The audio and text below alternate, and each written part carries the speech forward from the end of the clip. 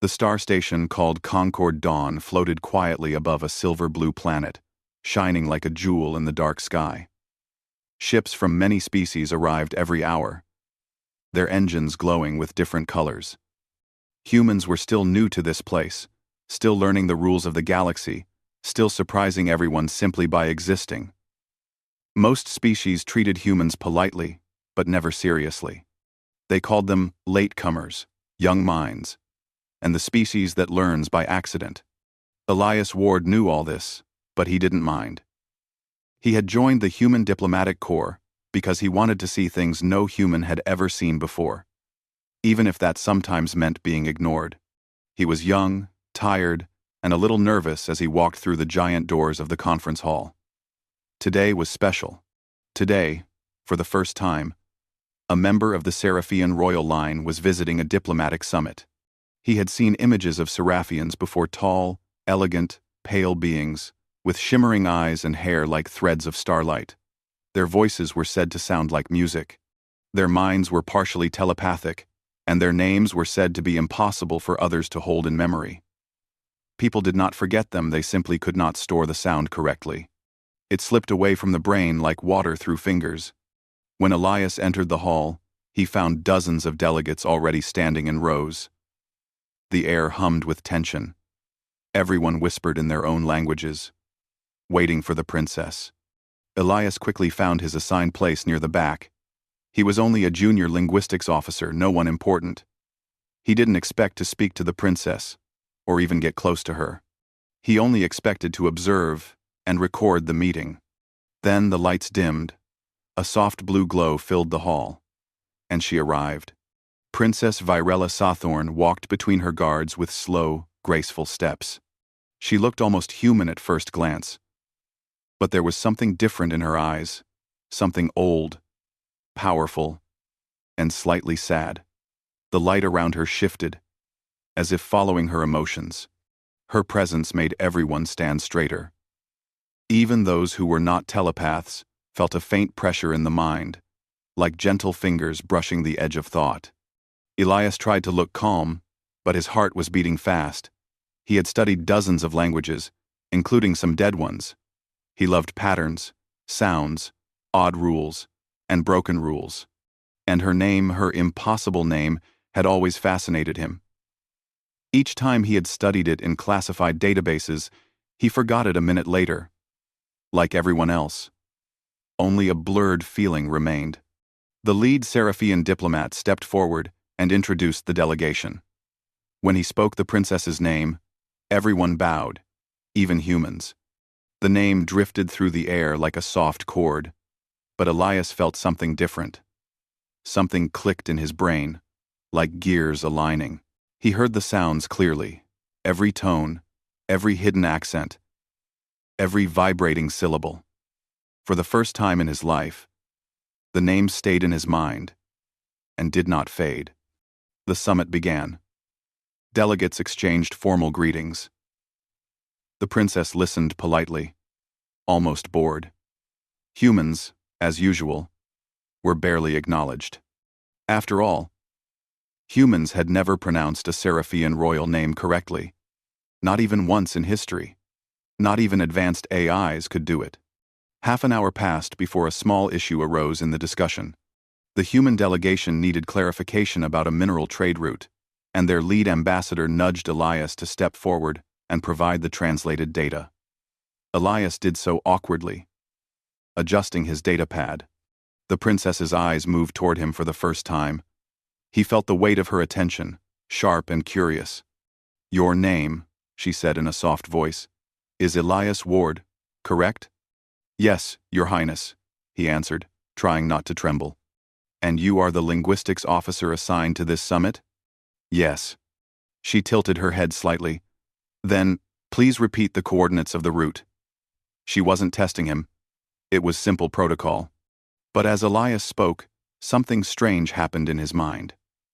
The princess's name rose again. Not fading, not slipping, not blurring. It was just there, bright and perfectly formed. Without thinking, without planning, he said it. "Of course, Princess Virella Sawthorn," The route passes through. He never finished his sentence. The room froze. Every delegate, guard, and attendant stared at him as if he had just broken the laws of physics. Even the air seemed to stop moving. Princess Virella stood completely still. Her eyes widened, a rare expression for her species. There was no anger, only shock. Pure, genuine shock. "Say it again," she said quietly. Elias swallowed. "Princess Virella Sathorn." A whisper ran through the hall. The Seraphian guards stiffened. Their hands moved subtly toward the weapons they were not supposed to touch. Diplomats looked at one another, panicked. Some species believed that speaking a Seraphian royal name correctly without permission was an act of psychic intrusion. Others believed it was impossible, a myth, a security barrier older than the Empire. But Elias didn't feel like he had broken anything. He had simply heard the sounds clearly. They made sense to him. They felt natural. The princess took one step closer. "Human minds cannot retain my name," she said, her voice unsteady for the first time. "Even your artificial intelligences fail. Even trained telepaths fail. How did you speak it?" "I just remembered it," Elias said, unsure whether he had done something terribly wrong. "It didn't disappear, like it normally does." "Normally?" Her voice sharpened. "Well, yes," he replied honestly. "Every time I studied it before, I forgot. Today, I didn't." Her eyes narrowed, but not in anger. Instead, she looked at him the way a scientist looks at a new, impossible discovery. "Approach," she ordered. Elias hesitated, but stepped forward. The guards tensed, but she stopped them with a small motion of her hand. When he stood only a meter away, she studied his face as though searching for hidden symbols. "Say my name once more." He took a breath. "Virella Sathorn." A soft gasp came from one of her advisors. The princess's expression changed from shock to something deeper. Curiosity, wonder, and something almost like relief. She seemed lighter, as if a heavy weight she had carried for years had shifted. "No one in the galaxy has spoken my name correctly in centuries," she whispered. "Do you understand what that means?" Elias did not. But he knew one thing. From this moment onward, nothing would ever be the same for him, or for the Empire watching him with new, uneasy eyes. For several long seconds after Elias spoke the princess's name again, the conference hall remained silent. It was the kind of silence that tightened every breath. The delegates whispered behind their hands. Some species even stepped back, as if a dangerous creature had appeared. Elias did not understand why everyone was reacting so strongly. He had spoken a name, nothing more. But to the Seraphians, it was never nothing. Princess Virella finally turned away from him and addressed the hall. "This summit is temporarily adjourned. All delegates may return to their quarters. Human Elias Ward will remain." End quote. Her tone was calm. But everyone understood it was an order that could not be questioned. The hall emptied quickly. Humans looked worried, but couldn't interfere. Seraphian guards formed a silent wall around Elias. He stood alone in the center, unsure whether he was in trouble or part of some strange test. When the last delegate was gone, Virella looked at Elias again, her eyes shining like blue fire. "You will come with me," she said. He followed her into a private chamber connected to the hall. It was smaller and dimly lit, with soft walls that changed color with the princess's emotions. Right now, they glowed a pale, uncertain silver. 2 guards followed them, silent as statues. Virella turned to Elias. "No recordings," she said to her guards. They touched their wrist devices, disabling their scanners. Only then did the princess face him fully. "Tell me, Elias Ward," she said softly. "What did you feel when you said my name?" "I felt nothing unusual," he answered honestly. "I just remembered it. No confusion, No fading of the sound? No pressure in your mind? He shook his head. It was clear. Like any other name. The princess's eyes widened a little. She paced slowly across the room, her long robe flowing behind her like liquid light. My name is protected by a mind shield built into its very sounds, she explained. It was created centuries before I was born. Anyone who is not Seraphian forgets it instantly. Even those who try to study it find their memories erased. Only those with royal Seraphian blood can speak it perfectly. She turned back to him. But you, Elias Ward, you are not Seraphian. No, he said quietly. I'm just human. One human, she said. Who did the impossible? Elias felt his stomach twist. If I did something forbidden, I'm sorry. I didn't mean. She raised her hand to stop him. No. I am not angry. I am trying to understand how your mind bypassed something even telepathic species cannot overcome. The guards glanced at each other, clearly confused.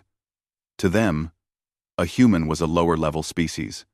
They respected the princess's curiosity, but did not understand it. Virella stepped closer to Elias. There is an answer, she murmured. There must be. She reached out a hand, stopping just short of touching his temple. She closed her eyes. Human, may I read the surface of your thoughts? She asked quietly. Only surface thoughts. Nothing deeper. Elias hesitated. Humans were not used to telepaths, searching their minds. But he sensed no threat from her. Only curiosity, sharp and bright. You can try, he said softly. Her fingers hovered near his forehead. Elias felt a faint warmth, like stepping into sunlight. It wasn't uncomfortable, just strange. He felt her presence gently brushing against his thoughts, searching for patterns, looking for something hidden.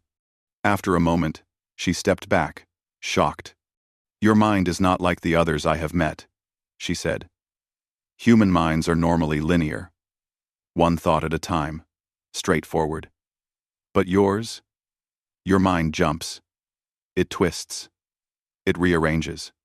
When you hear something new, you don't simply listen. You recreate it. You rebuild the sound from the pieces. She looked amazed. When you heard my name, you did not hold it in your memory. You rebuilt it fresh. Every time. Elias blinked. Is that unusual?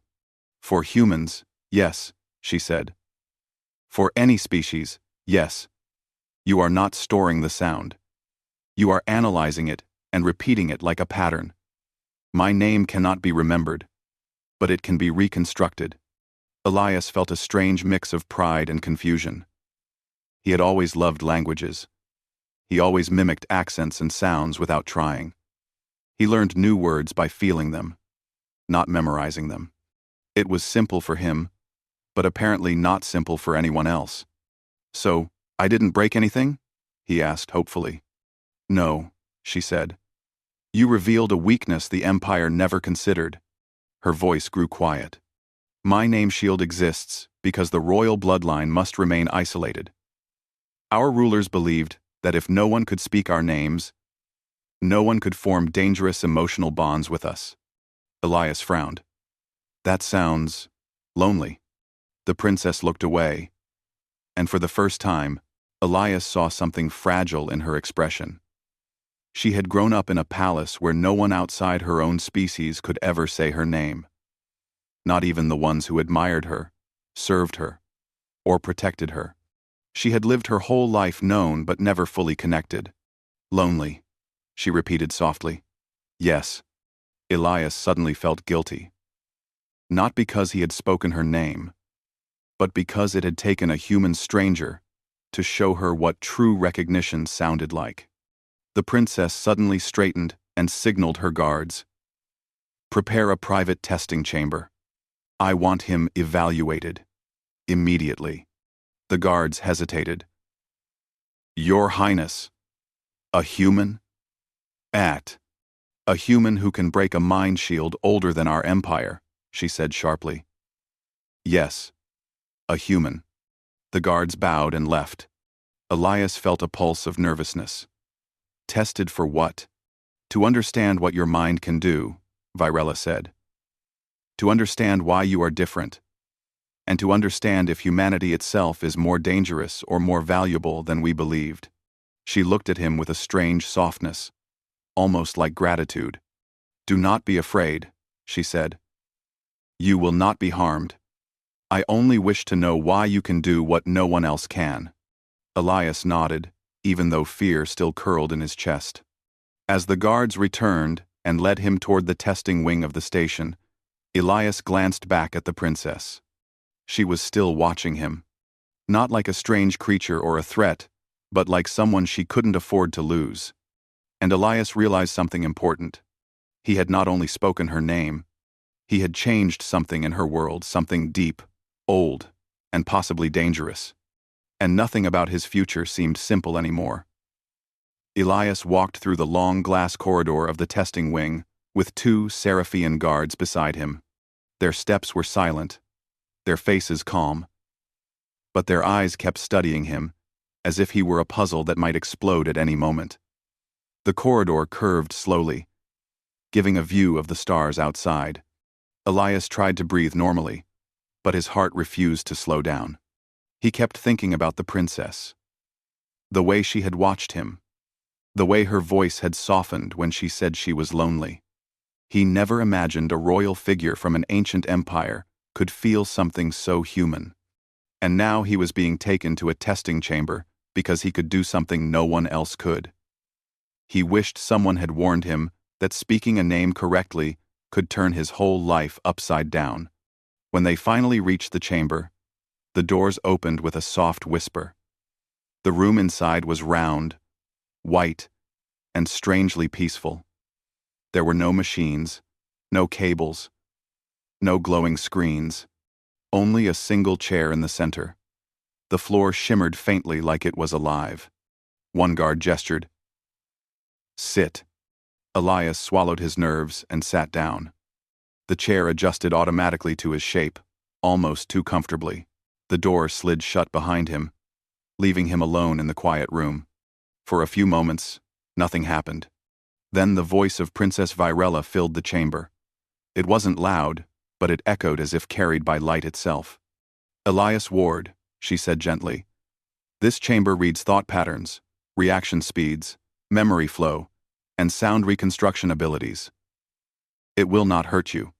Simply speak normally when I ask questions. He nodded, even though she couldn't see him. Okay. A soft ring filled the air. Say my name. He hesitated. It felt strange to say it when he couldn't see her. But he did it anyway. Virella Sawthorn. The chamber lights flickered. Patterns rippled across the floor like water disturbed by a stone. The ring changed pitch. Again. He repeated it, slower this time. Virella Sawthorn. More light ripples. Elias felt warmth on the back of his neck. Not painful, just unusual. Now say the names of your parents, she said. He did. The lights reacted much less this time. Now describe the first time you studied my name in the database. Elias took a breath. It was during my training. I tried saying it 5 or 6 times. Each time, I forgot the middle part. The sound slipped away. I thought maybe it was corrupted data. But later, someone told me it was normal. Did you feel frustrated then? She asked. A little, he said honestly. But I also felt curious. I wanted to know why I couldn't remember it. The floor glowed brighter. He felt as if the chamber itself listened to him. After a moment, Virella's voice returned. Your mind rebuilt the pronunciation by breaking it into smaller patterns. You analyze sound the way some people analyze numbers. Is that rare? He asked.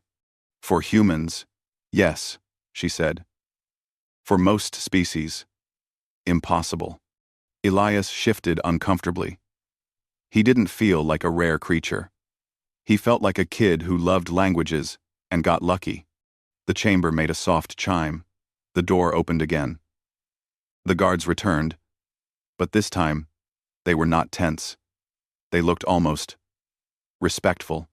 "Her Highness requests your presence," one said. Elias followed them through a different corridor, one he had not seen before. It was darker, quieter, and decorated with silver lines that looked like flowing rivers.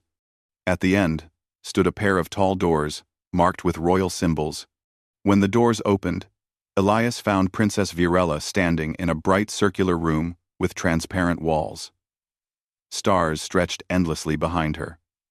The view was beautiful. She turned toward him, her expression softer than before. "You passed the tests," she said. "More than that, you surprised the chamber. It recorded patterns no previous subject has ever produced." "That's good?" he asked carefully. "It is remarkable," she said. "And dangerous." Elias's stomach dropped. "Dangerous for me?" "Dangerous for the assumptions of my empire," she replied. "If one human can bypass a mind shield, others may do the same. It means your species is not limited the way we believed." She walked toward him slowly, her long robe glimmering like starlight. "Tell me, Elias Ward, do all humans challenge what they are told is impossible?" He smiled nervously. "Most do, some without thinking." Her lips curved very slightly. "Then humanity may reshape more than you realize." She motioned for him to stand beside her by the transparent wall.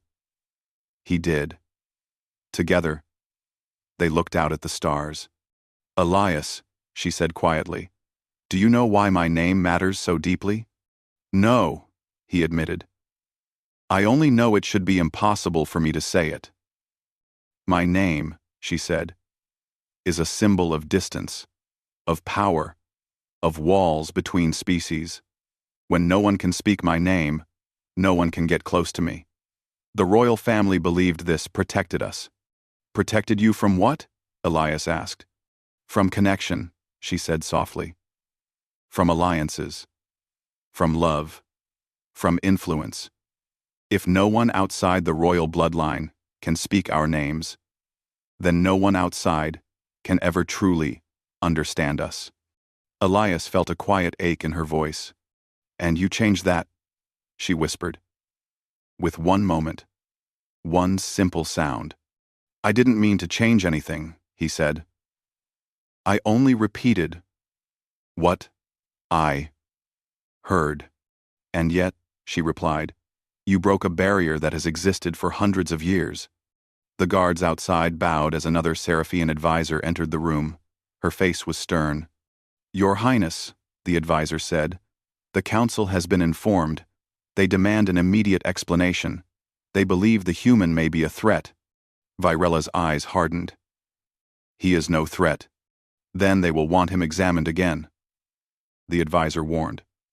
"By the council's own telepaths." Virella looked at Elias. For the first time, he saw clear worry in her expression. "They will not treat you gently," she said. "They will see you as a danger to our laws." Elias swallowed. "What do we do?" The princess lifted her chin. "I will not let them harm you. You spoke my name. You are not my enemy. You broke the walls others built around me. And for that, I owe you protection." Elias felt warmth in his chest, strange and unexpected. "Come," she said, "we will face the council together." And as Elias walked beside her through the tall royal doors, he realized something important. He was no longer just a junior linguistics officer.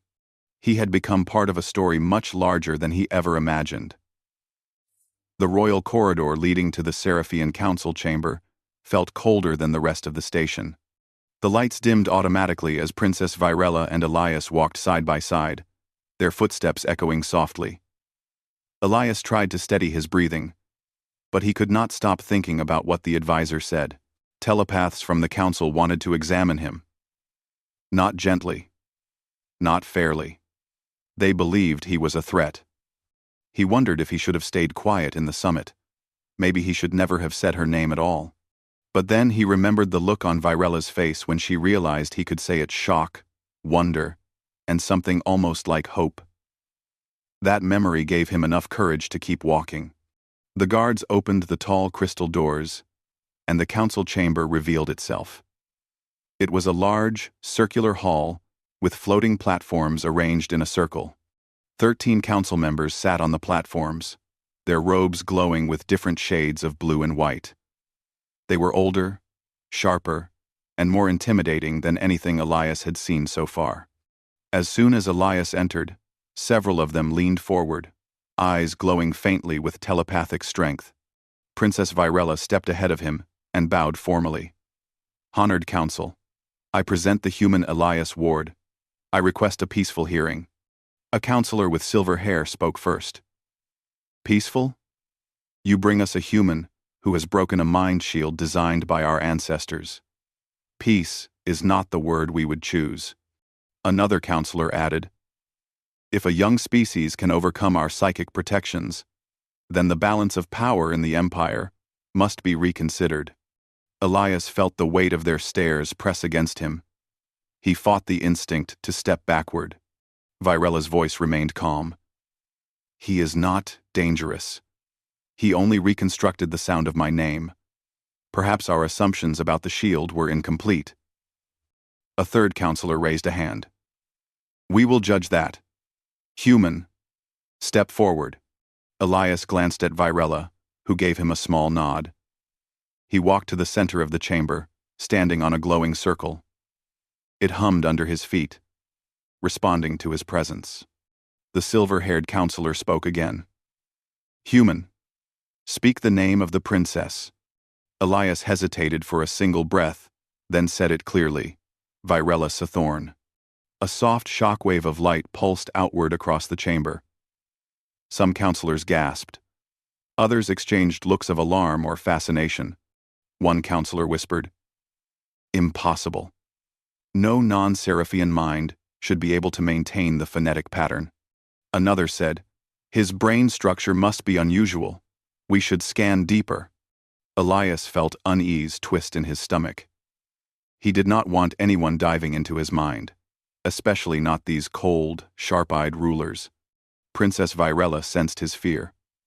She stepped forward. "You may examine surface patterns only. Nothing more." The silver-haired counselor frowned. "Your Highness, with respect, you do not command the council." "But I am royal blood," Virella said firmly. "And the mind shield is bound to my lineage. If anyone should decide how this human is treated, it is me." The chamber filled with soft murmurs. Some counselors admired her courage. Others clearly disliked her defiance. Finally, the oldest counselor raised his hand, and silence returned. "We will perform a limited reading," he said. Elias's hands trembled slightly, but he nodded. "I'll try." 3 counselors closed their eyes, extending their mental focus toward him. Elias felt a strange sensation like wind brushing through his thoughts. It was uncomfortable, but not painful. The telepath sifted through the top layers of his mind, searching for secrets he didn't have. Suddenly, one of the counselors gasped. "His mind is not resisting us. It is flowing past us." "What do you mean?" another asked. "It moves too fast. His thoughts change direction before we can anchor them." "He is hiding something," a rigid voice said. "No," the older counselor corrected. "He is not hiding. His mind simply refuses to stay still long enough to be read deeply." Elias blinked.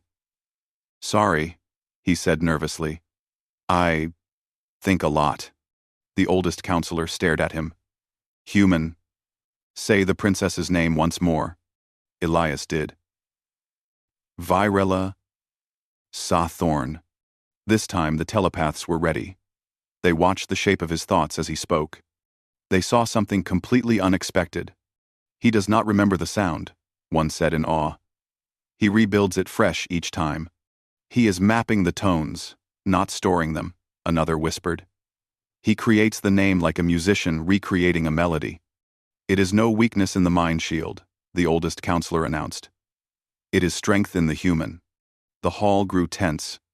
This means humans cannot be controlled by our memory barriers, said a counselor with icy eyes. If one human can adapt this way, others might learn. Or already have, another added. Fear spread across the room. Not fear of Elias specifically, but fear of humanity. This human, said the icy-eyed counselor, is proof that the human species must be monitored more closely. Their unpredictable minds make them a potential threat. Virella stepped forward sharply. Humans are not a threat. That is your emotional opinion, the counselor snapped. We speak of political danger. They are a young species, Virella said. Still learning, still growing, but not dangerous. And Elias Ward has shown more respect, honesty, and restraint than many seasoned diplomats. Elias felt heat rise in his cheeks. Being defended by a princess was not something he ever expected in life. The icy-eyed counselor folded her arms. Then, let him prove his loyalty. He should remain under council watch. Until we understand him. End quote. That means a mind cage, another counselor whispered. He will not survive that. Virella's eyes blazed. I forbid it. Your Highness. I forbid it, she repeated, stepping protectively in front of Elias. He is under my protection. A heavy silence fell. The council was not accustomed to being challenged. Especially not by royalty. Finally, the oldest counselor spoke. Princess Virella Sawthorn, if you choose to protect this human, the responsibility and all consequences fall on you alone. I accept, she said without hesitation. The old counselor nodded. Then the human is yours to guard. But know this. If he becomes a danger to the Empire, we will hold you accountable. I understand, Virella replied. The council ended the session. One by one, the floating platforms lowered, and the counselors left the chamber. Elias let out a shaky breath. That could have gone worse. It almost did, Virella said quietly. She looked tired but relieved. The council fears what they cannot control. And they can't control humans? Elias asked. They cannot control you, she corrected. And that makes them afraid. Elias didn't feel dangerous. He felt like himself, confused, curious, hopeful, and overwhelmed. But the princess looked at him with admiration. You are not a threat, Elias Ward, she said softly. You are a reminder that the universe still holds surprises. And surprises change empires. Elias didn't know whether that was a good thing or a terrifying one. But as they walked out of the chamber together, he knew one thing for certain. Their story was far from over. Elias and Princess Virella walked out of the council chamber in silence. The tall crystal doors closed behind them, muffling the voices of the powerful leaders who now feared him simply because he could say a name. Elias felt a strange weight in his chest. He was relieved he wasn't thrown in a mind cage. But the council's warning echoed in his mind. If anything went wrong, Virella would suffer because of him. He didn't want that. She had protected him again and again, even when it meant standing against her own people. As they moved down the long corridor, Virella finally spoke. You handled yourself well. Many would have panicked in front of the council. RPT. I almost did, Elias admitted with a weak smile. But I just kept thinking that if I messed up, you would be the one who paid the price. Her expression softened. You think of others before yourself. That is a strength. It's also scary. Elias said. Honestly. It is, she agreed. But it is what makes you human. Two guards approached them, but instead of escorting them, they bowed to Virella. Your Highness, one said. Your private chamber is prepared. It is secure from council surveillance. Good, Virella said. Elias followed her through a quieter corridor lit by soft blue lights. When the doors opened, he found himself in a peaceful room filled with soft silver curtains and floating lanterns. The walls shimmered faintly with gentle patterns that responded to the princess's presence. There was a window, showing the stars, wide and endless. Virella motioned for him to sit. She remained standing, looking out at the stars, as if gathering her thoughts. "Elias," she said finally, "you must understand that what happened today will not remain a secret. The council will discuss you. Other governments will hear rumors. Species with powerful telepaths will want answers. I didn't ask for any of this," Elias said quietly. "I know," she replied. "But sometimes destiny chooses the ones who never ask." He rubbed his hands together, thinking hard. "What happens now? Do I go back to my ship? Back to Earth? Or am I stuck here forever? Because I said your name." Her voice grew quieter. "If you return to Earth now, the council may follow you. They may try to study your people, or control them."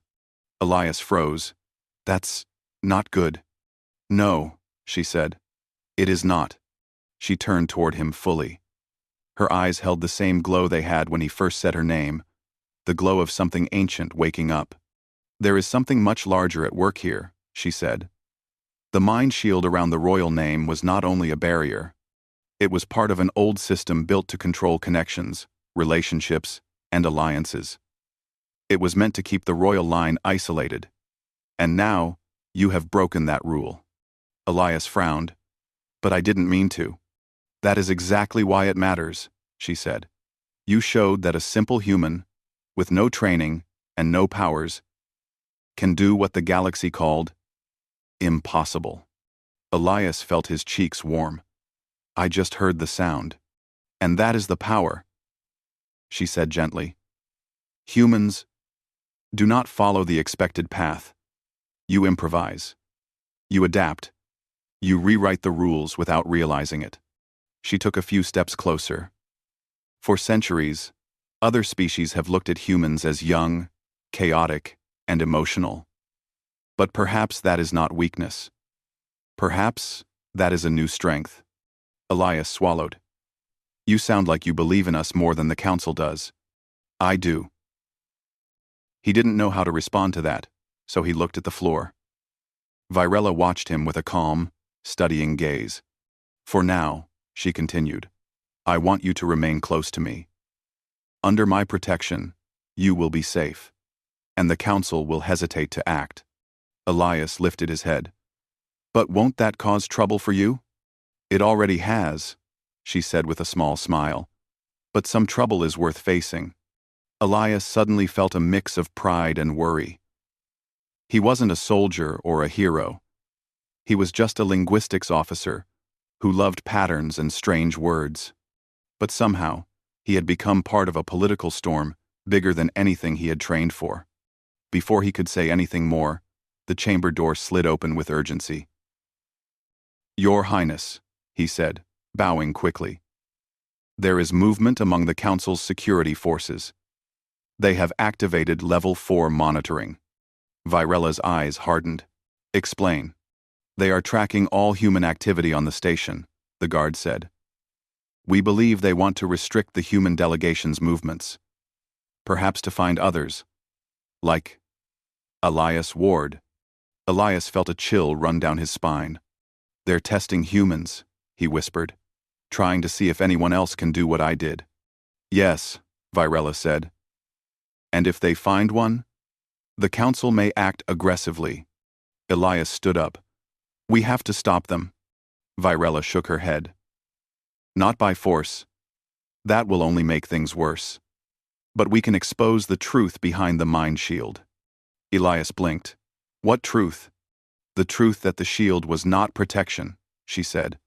"It was isolation. A tool to keep the royal family controlled. If we reveal this, the council's fear will weaken. Their authority will be questioned." "Can we do that?" Elias asked. "It is risky," she admitted. But you opened the door. Now we must walk through it. Elias felt the weight of her words. He never wanted to break anything. But now, he had broken the oldest rule in the Seraphian Empire. Maybe now he had to help fix what came after. Tell me what to do, he said quietly. Virella looked at him with steady, proud eyes. Stand with me. That is enough. The guard stepped forward.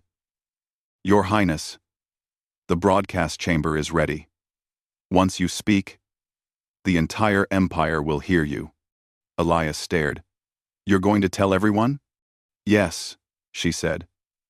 If the empire understands what really happened, they cannot twist it into fear. They cannot turn you into a weapon or a threat. And if they don't believe you? He asked. She smiled softly. Then they will hear my name, spoken by you. Elias's breath caught. That will cause chaos. Yes, she said. She extended her hand toward him. Elias Ward, will you stand beside me as I reveal what our ancestors hid? He looked at her hand, glowing faintly in the silver light. His heart pounded, but this time it wasn't fear. Yes, he said, I'll stand with you. Virella nodded once, and together they walked toward the broadcast chamber. As they stepped inside, Elias felt something powerful stirring around them, the kind of moment that changed histories. The galaxy waited. The council watched. And the princess stood tall, ready to speak the truth. Elias stood beside her, ready to say the name that had started everything. Whatever happened next, they would face it together. And for the first time since he arrived at the summit, Elias felt that humanity wasn't small or helpless. Humanity was unpredictable. Humanity was brave. Humanity was ready.